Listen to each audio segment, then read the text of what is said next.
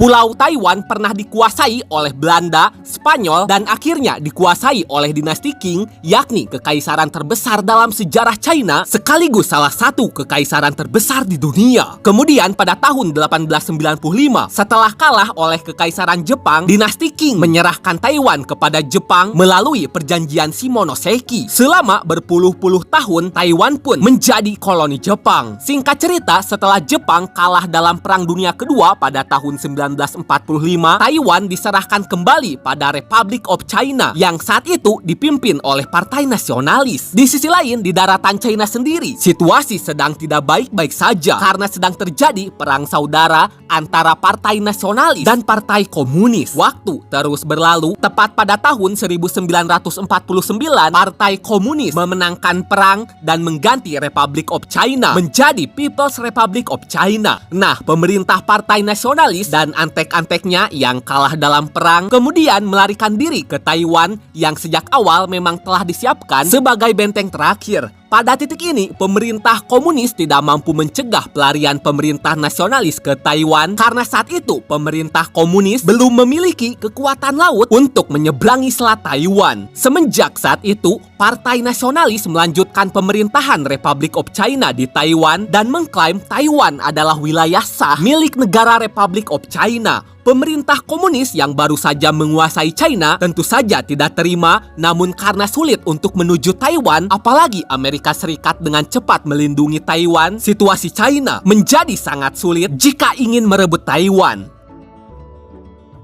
Selama beberapa dekade, sebagian kecil negara di dunia mengakui Republic of China sebagai penguasa sah di Taiwan. Namun mayoritas negara dan organisasi internasional mengakui People's Republic of China adalah penguasa sahnya. Kemudian pada tahun 1971, Perserikatan Bangsa-Bangsa mengeluarkan resolusi yang mengakui People's Republic of China sebagai satu-satunya perwakilan sah China di Perserikatan Bangsa-Bangsa. Jadi semenjak saat itu, Republic of China dikeluarkan dari PBB dan akibatnya negara yang mengakuinya sebagai penguasa resmi di Taiwan menjadi semakin sedikit. Bisa dibilang saat ini hanya sekitar 12-13 negara saja yang secara diplomatik mengakui Taiwan sebagai wilayah merdeka. Meskipun tidak diakui sebagai negara merdeka oleh dunia hingga detik ini, secara hukum internasional, status wilayah Taiwan sangatlah ambigu dan juga sangat kompleks. Bayangkan saja secara de facto atau kenyataan di lapangan, wilayah Taiwan berfungsi layaknya negara merdeka